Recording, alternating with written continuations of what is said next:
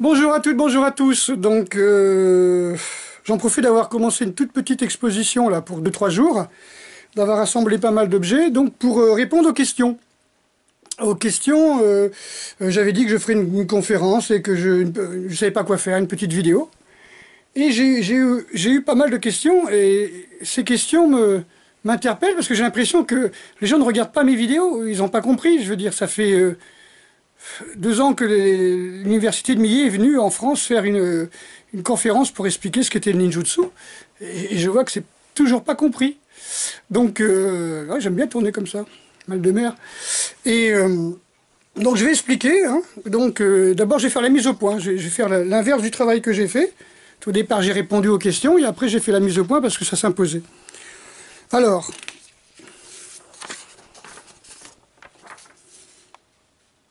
la mise au point est courte. Hein. On ne voit pas au Japon de ninja en noir, hein, les types avec la cagoule et tout ça. On ne voit pas ça du tout au Japon avant 1742 dans des pièces de théâtre et de marionnettes. Le bunraku, voilà. Et c'était uniquement pour montrer quel était le personnage qu'il fallait détester. Hein. Vous voyez ce que je veux dire? Le noir, c'était lui le méchant, le samouraï, c'est lui le gentil. Voilà, hein, donc, d'ailleurs, ça me rappelle, dans les années 80, quand je disais que je faisais du ninjutsu, que j'étudiais ça, que j'allais sur Paris, que j'allais étudier ça, et que ça faisait un petit bout de temps que je collectionnais les livres, hein, depuis 74, je crois. Et donc moi j'étais dans les dojos un peu partout, karaté, aikido, judo. Le karatéka me disait ah ouais mais vous attaquez par derrière, vous êtes des assassins, vous êtes des lâches. Nous voilà, on représente le Japon, le samouraï, le blanc. Alors déjà à l'époque j'aurais pu le rétorquer, mais bon j'étais pas si féru d'histoire, hein.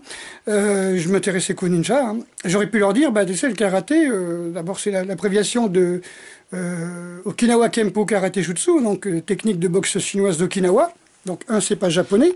Et deux, c'est arrivé au Japon en 1921, 50 ans après l'interdiction des samouraïs. Donc bah, c'est pas japonais. Hein, et c'est pas traditionnel. C'était des japonais, effectivement. On commençait à s'entraîner au karaté après que ça a été diffusé au départ dans les pensions pour immigrés, pour Okinawaïens. Donc c'est surtout les Japonais, et de préférence les Yakuza, qui utilisaient, on va dire, le karaté, qui faisaient du karaté. Les autres, c'était plutôt... ils essayaient plutôt de faire de l'aïkido et du karaté, d'ailleurs. Comme tout le monde sait, lorsque MacArthur a interdit les arts martiaux en disant que c'était en 1945, 1945 a interdit les arts martiaux en disant que c'était le chantre du nationalisme, le karaté n'a pas été interdit du fait que c'était chinois et que c'était pas un art martial. Donc arrêtez de dire que c'est un art martial japonais, que ça a un rapport avec la tradition japonaise, les samouraïs, etc. Ça n'a aucun sens, ça n'a aucun sens. Ça prouve simplement que vous y connaissez rien, je suis désolé. Voilà, en plus maintenant ça va devenir un sport olympique, bravo, super, ça reste ce que ça a toujours été, une escrime de poing. Voilà, comme le décrivait au départ Henri Play, le karaté, c'est ça? Voilà. Donc, pas de personnage en noir, voilà, fini la partie. Pas de personnage en noir, pas de bon ninja, mauvais ninja, pas de... Il y avait le personnage en noir, qui était généralement un voleur, quelqu'un qui venait qu'on peut dire enlever une femme, voler, chercher des documents, mais c'était dans les marionnettes, hein, dans les pièces de théâtre pour les marionnettes, ou des gens qui étaient payés, des samouraïs et des serviteurs qui se mettaient une cagoule et qui s'habillaient de noir et qui allaient voler telle couronne, tel bijou, tel ceci, tel cela, voilà. Voilà, donc pas de personnage en noir avant 1742. On commence vraiment à voir le personnage, hein, je parle du personnage, hein, je ne parle pas encore ninja, on a toujours le personnage donc, qui n'a pas forcément de nom, voilà. C'est le personnage qui grimpe en 1817 dans un manga. C'est pour illustrer un manga, c'est-à-dire pour illustrer un roman, hein, pour illustrer un texte fictif. Hein. On est dans l'imaginaire, là, on est dans la fiction. Voilà, donc ça c'est le personnage en noir qui grimpe. Voilà, c'est le voleur. D'accord. Donc là, alors le voleur, hein, Ishikawa Goemon, est connu comme étant voilà, le symbole du ninja voleur hein, dans l'histoire. Ensuite, bah bien sûr, on ne parle pas de femmes ninja non plus, ça je voulais en parler aussi. Les femmes ninja, on en parle dans les années 50, hein, les kunoichi, on en parle dans les années 50, et généralement c'est dans les romans de gare. Mais bon, c'est des James Bond girls, hein, c'est juste pour faire, pour parler des James Bond girls. Hein. Ça faisait 5 ans que les Américains avaient colonisé le Japon, on va dire, et voilà, dirigé le Japon, et donc c'était tout à la mode japonaise. Donc ça c'est très important à voir. Donc le terme ninja se diffuse durant la période Showa, hein, c'est-à-dire pas avant 1926. Donc pas avant 1926, on ne parle de ninja. On voit les ninjas dans les romans, on voit les ninjas dans les théâtres de marionnettes, sur des prospectus, etc. Donc ça c'est très important. Je vous fais un petit tour du décor, hein, parce que ça n'a pas resté longtemps. Donc, hop, dans 2 jours, il n'y a plus rien. Ok. Donc, il y a eu trois rôles. Les ninjas ont eu 3 rôles, si vous voulez. Au départ, comme je disais, c'était le voleur, hein, le personnage en noir qui grimpe là derrière moi. Ishigawa Goemon en est le symbole. Ensuite, vous avez le Kato Danzo, hein, ce qu'on appelait Tobi Kato, Sarutobi Sasuke, hein, qui est un conte pour enfants qui est sorti en 1911 par Tatsukawa Bunko, et Jiraiya par la suite dans les années 50. Donc voilà. Donc là, on en est au principe du magicien. Donc on est là avec Kato Danzo, le ninja magicien. Et on ne voit pas de ninja soldat. Hein. Le ninja à but militaire, hein, donc le 3e rôle, c'est surtout voilà, ninja à but militaire, illustration d'un manga, film américain, la petite poupée. C'est vraiment le personnage le plus populaire actuellement, mais c'est une invention des Américains, on va dire. Hein. On ne voit pas du tout ça dans les mangas japonais.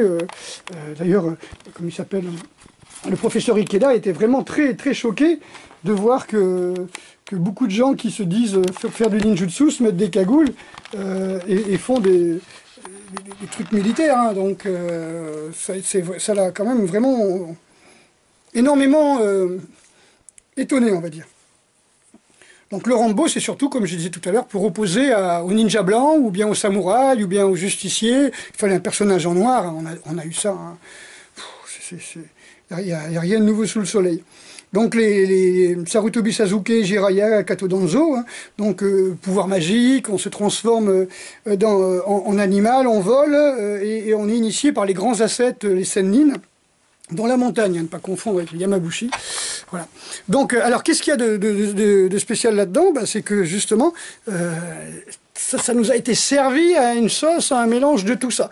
Parce que tant qu'à faire, autant que les ninjas assassins, ça soit des ninjas qui volent, qui disparaissent, et qui en plus ont des pouvoirs magiques et soient des voleurs. Voilà, si on peut tout mélanger, pourquoi pas. Donc, il y a une personne, un maître ninjutsu qui s'appelait Nogi Maresuke, qui définissait le ninjutsu comme une discipline de l'effort et de l'endurance. Alors je vais continuer à lire et après je vais prendre plutôt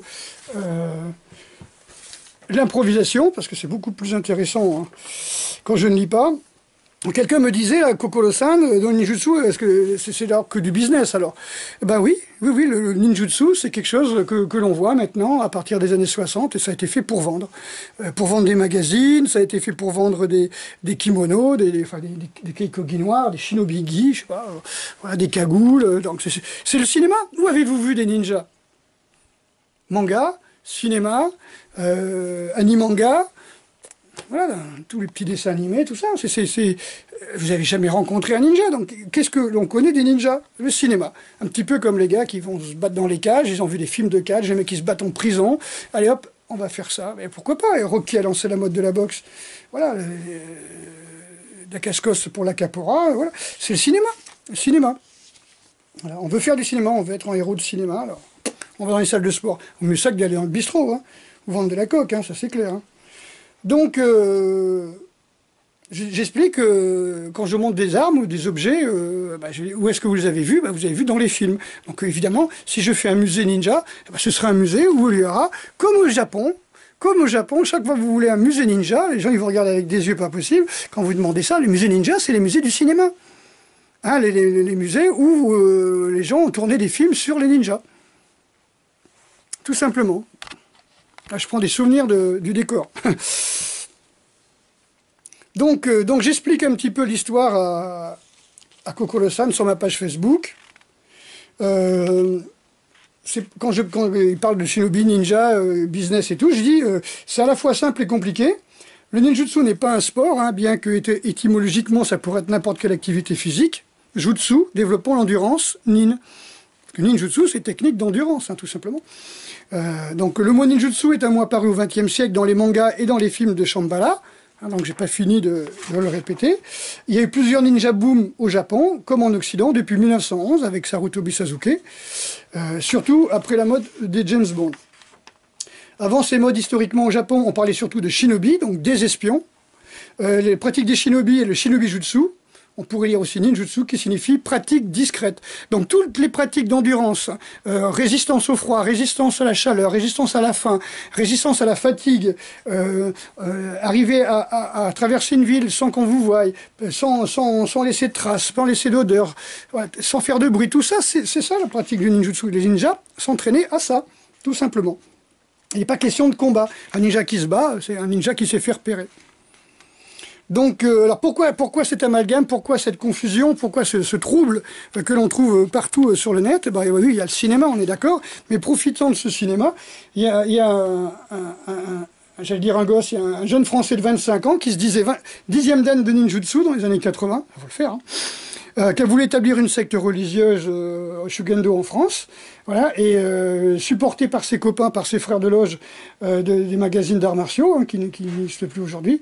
Voilà, il a tout mélangé et puis il a fait des belles couvertures, des beaux articles, marcher sur le feu, aller dans la neige, aller sous les cascades et marquer toujours en titre ninjutsu, ninjutsu, ninjutsu. Donc faut pas s'étonner si vous êtes confus parce que vos parents ont déjà été confus à cause de ça. Avant les années 70, même 80, on n'entendait pas parler de ninjutsu. Henri Play avait fait un spécial ninjutsu sur son petit magazine que j'ai regardé il n'y a pas longtemps d'ailleurs. C'était assez intéressant. Voilà, donc ça a été fait, pouvoir magique, shuriken, marche sur le feu, voilà. Donc tout ça, ça n'a jamais été du ninjutsu, bien sûr. Hein. À quoi ça peut servir à un ninja de marcher sur le feu? Il va pas passer le jour d'un méchoui et s'enfuir en traversant les charbons, n'importe quoi. Voilà. Donc au Japon, les ninjas, tu les vois souvent dans... Hein, je m'adresse à Kokoro-san, hein, tu les vois souvent dans les livres, hein, dans les petits livres. Hein, si vous voulez voir... Hop, voilà. Hop, ninja. Ouais, hop, ninja. Ninja Rantaro. Vous voyez? Alors, ça, c'est livre ninja, Rantaro. Voilà. Ça, c'est les livres à colorier ninja. Vous voyez? Ça, c'est les livres. Je vais pas vous montrer toute la collection de. Mais voilà, tous ces livres-là sont des livres, effectivement. Adressés aux enfants. J'en ai d'autres, j'en ai plein des petits japonais comme ça qui s'adressent aux enfants, tout petits pareil qui s'adressent aux enfants. Tout ça, ça s'adresse à des enfants, pas à des adultes. Quand je cherchais des livres sur le ninjutsu, on m'emmenait toujours au rayon enfant. Donc ça c'était pour répondre à notre ami Kokoro-san. Donc, ne vous inquiétez pas, hein, ce genre de manipulation, vous le trouvez partout dans les magazines, tout simplement parce que c'est bon pour vendre des kimonos.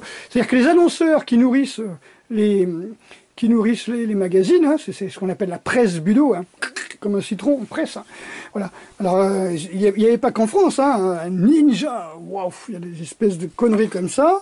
Voilà, vous avez celui-là. Alors, ça, c'était en France, alors n'importe quoi, voilà. Ah, les crapules sont partout. Voilà, donc en fin de compte, tous ces livres-là, tous ces magazines-là ne vivent qu'avec l'argent des annonceurs, hein, de ceux qui vendent des articles, entre guillemets, d'arts martiaux, de ceux qui vendent comment on peut dire, des kimonos, des shurikens, des machins comme ça. Mais si vous regardez dans des livres Alors, déjà, voilà, quand vous regardez dans des livres comme celui-ci, qui est une encyclopédie des arts martiaux japonais, historique, hein, encyclopédie historique des arts martiaux japonais.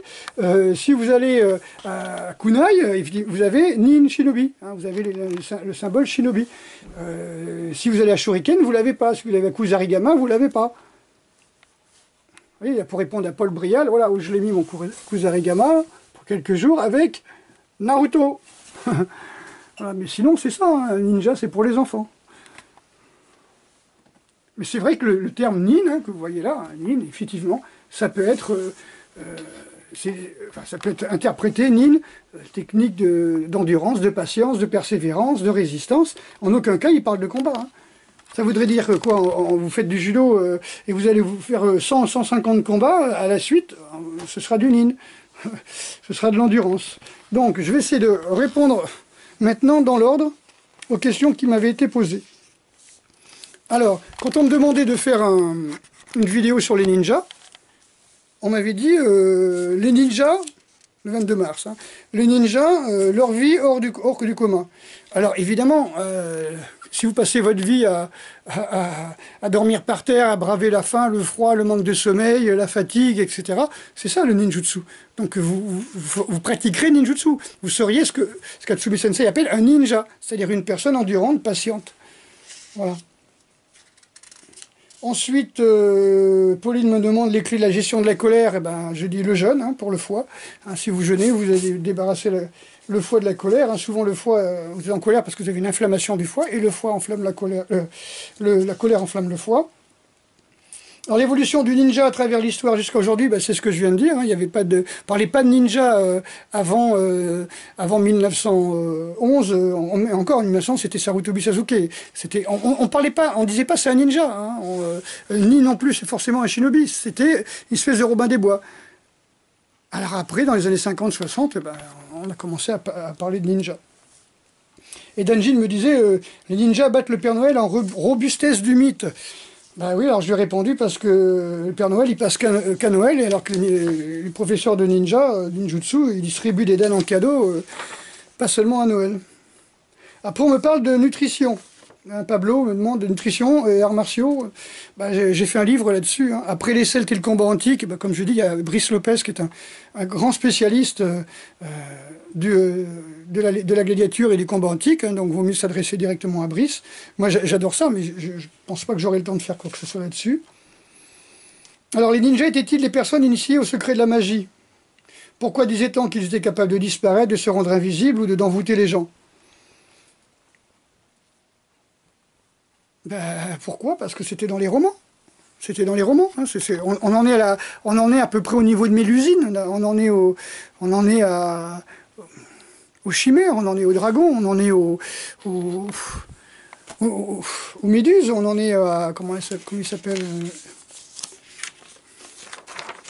avec Ulysse et Sirène, oui, on en est là, quoi. On est dans la mythologie. Ah, sauf que ce sont des romans, ce sont des mythes pour faire peur aux enfants, pour faire rêver les gens, c'est surtout ça, quoi. Mais ça n'a jamais existé. Alors pourquoi on en a parlé? Parce qu'il y a des couillons, enfin surtout un en particulier, qui a voulu faire son fonds de commerce là-dessus, en promettant à ses élèves des pouvoirs magiques. Éléments d'hygiène naturelle des ninjas, alors faisaient-ils leur savon, dentifrice, tout ça Grégory, s'il te plaît. Ninja, s'il passe 5 jours dans un arbre, à boire son pipi renfermé sans pouvoir bouger, juste pour compter, enfin pour attendre l'arrivée d'un bateau et compter le nombre de caisses qu'il descende, je vois pas pourquoi il irait se laver les dents, quoi. Je veux dire, ça n'a aucun sens. Alors, Sharknado Divigo, Ninjutsu mensonge et propagande, c'est ce qu'on est en train de faire. Ensuite, Mie Ninjutsu réagit, hein, il dit qu'il va faire une conférence en Suisse, hein, donc c'est une très bonne nouvelle. Hein. Donc Guillaume Lemanien fait des conférences maintenant en France, j'en suis ravi. S'il y a quelqu'un qui peut en parler, je pense que c'est lui. Hein. Donc il fait des conférences sur le Japon et sur le ninjutsu. Moi je ferai des conférences sur les arts martiaux et le ninjutsu. Donc pour le moment, voilà. je commence petit à petit à préparer mes conférences. Alors comment vivre, Sleeve, Gaïa, mon ami, comment vivre comme un véritable ninja en France, hein, c'est ce que j'ai dit. Hein. Vous travaillez en dormant sur un futon, sur un sol dur, vous bravez le froid à la faim, vous ne mangez pas tous les jours, voilà, vous faites des footings sur 20 km, mais ça peut être qu'une fois par mois. Hein. Voilà, vous travaillez votre résistance, votre endurance, résistance à la chaleur, au froid, à la soif, à la fatigue. C'est ça le ninja. Déplacer sans faire de bruit, c'est ça un ninja. Tout l'entraînement était basé là-dessus. À quoi ça va servir un ninja de faire des biceps, de travailler ses squats ou de je sais pas moi, de faire du sabre ou voilà, ça va lui servir à rien du tout, quoi. Alors, le ninja qui meurt sur l'eau, ben, voilà, on en est dans la légende ou dans la technique. Hein. Après, ça c'est le but des centres qu'on faisait là de reconstitution, hein, d'études et de reconstitution. Et Quentin Césaro me demande pourquoi Bujinkan Nimpo Taijutsu avant et maintenant Bujinkan Budo Taijutsu. Alors, la réponse est claire. Hein, Nimpo Taijutsu, hein, c'était pratique physique pour l'endurance. Hein, donc Atsumi Sensei a dit récemment encore dans une interview qu'il a toujours enseigné la patience à ses élèves. Et a changé de plan, hop, et qu'en fin de compte... maintenant, il enseigne la pratique pour les budo.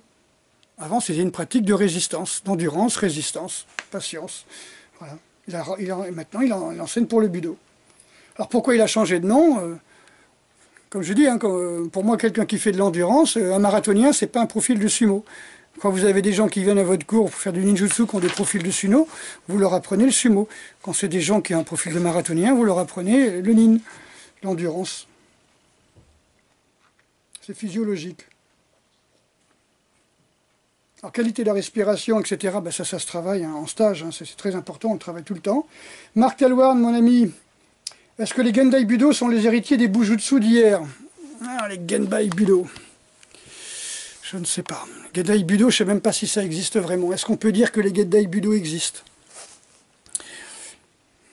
Pour moi, le judo aikido karaté n'existe plus sous leur propre forme, hein, puisqu'au départ, comme je vous l'ai dit, le karaté c'était une boxe chinoise, hein, plutôt à vue énergétique, hein, qui est resté 5 siècles à Okinawa, qui est arrivé au Japon. Ça fait à peine 100 ans, quoi. C'est ça. Hein. Ah non, même pas. Ça fait pas encore 100 ans. Hein. Ça fera 100 ans dans 3 ans, dans 4 ans, hein, que c'est arrivé au Japon. Et ça fait pas 50 ans que c'est en Europe, je sais pas. Hein.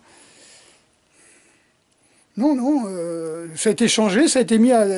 Judo Aikido Karaté, par exemple, ont été mis à la mode occidentale. Alors, déjà au départ, quand MacArthur arrive, il interdit les arts martiaux. Parce que ça fait le centre du nationalisme, hein, je l'ai dit, je le redis, je le redis. Mais le karaté n'a pas été interdit parce que ce n'était pas japonais et que ce n'était pas un art martial. Voilà. Donc là, il n'y a pas eu besoin de le changer. Par contre, l'aïkido et le judo, eux, ont dû montrer un aspect autre qu'un aspect martial. Et donc le judo, très prononcé en faveur de la lutte, hein, à copier la lutte. Et l'aïkido, voilà, c'est passé sous un côté non violent. Sans ça aurait été interdit, hein, y compris le kendo, hein, qui est passé au mode escrime, hein, avec des compétitions, etc. Enfin, il y en avait, mais... Voilà. Après, la pratique moderne des arts martiaux, j'ai dit la pratique de quoi? La pratique de quoi? Ensuite, on parle des top 5, c'est vrai, je pourrais faire un top 5, oui. Des idées reçues, ouais, enfin, c'est pas mal.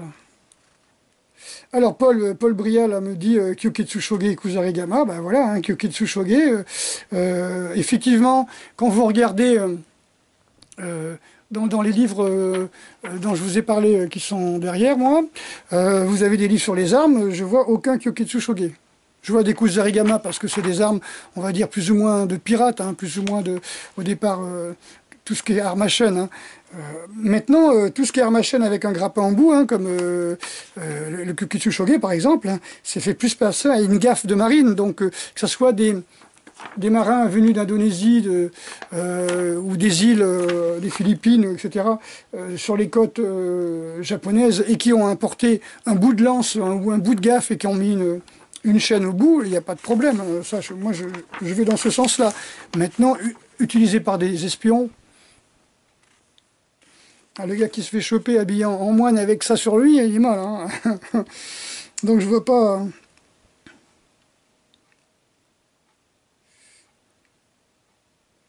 Alors l'historique, oui, l'historique du Kyokitsushoge, je viens de te le dire, hein, et puis Kusarigama, c'est tout simplement une faucille de paysans armés en faux de guerre, hein. La faux de guerre existe depuis longtemps, et avec une chaîne au bout, c'est utilisé aussi par certains samouraïs.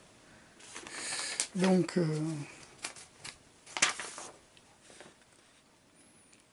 ouais, il y a eu des shinobi kama, hein, les petites kamas, les toutes petites kamas, comme on montre Tsumi dans les vidéos des années 60, avec une petite chaîne, tout ça qu'on garde sur soi. Oui, à quoi ça peut servir? C'est une arme à l'époque, ou peut-être des armes cachées, comme à l'époque de Napoléon, ou les demi-soldes, hein, c'est-à-dire les retraités de l'armée, les soldats retraités, qu'on avait retraités sans leur demander leur avis d'ailleurs. On leur donnait une demi-solde, et ils mettaient leur lame de sabre dans des cannes, pour pouvoir garder leur sabre avec eux. Un petit peu comme les samouraïs, pareil, devenus, ils étaient fonctionnaires au départ, mais devenus fonctionnaires à la mode française, après l'interdiction des samouraïs, où, pareil, ils mettaient la lame qu'ils avaient héritée dans des cannes. Donc oui. Hein.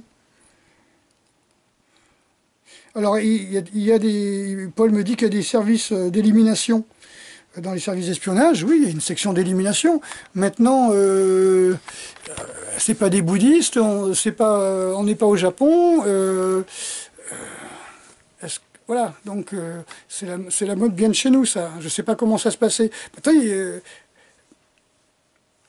voilà, c'est tellement rare, comme je disais, c'est tellement rare quand il y a quelqu'un qui tue quelqu'un au Japon que ça en fait la une des journaux pendant des mois et des mois. Nous, il y a plutôt des morts dont on n'entend pas parler, je sais pas.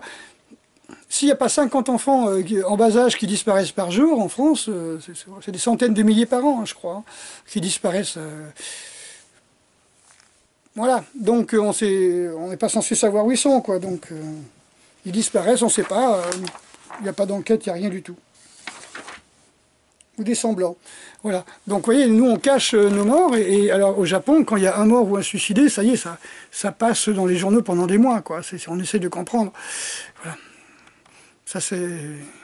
Donc, si dans l'histoire, il y avait eu des gens, des ninjas qui tuaient, etc., je pense qu'on en aurait largement entendu parler. Ça aurait été reporté dans les textes... Pour le moment, il y a un ou deux textes qui parlent d'une personne qui a volé dans un temple, un jour de pluie, qui est rentrée par les tuiles, etc. Je crois que c'est la première fois qu'on entend parler d'une personne qui est passée à la dérobée, donc on appelle ça un shinobi no mono, une personne qui est arrivée discrètement.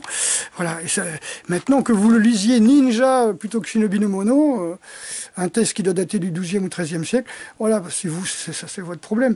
Mais les Japonais feront pas ça, quoi. Donc on ne connaît pas on peut pas dire qu'on connaît mieux les ninjas que les Japonais eux-mêmes, mais bon, déjà on prétend connaître mieux les arts martiaux que les Japonais. Hein.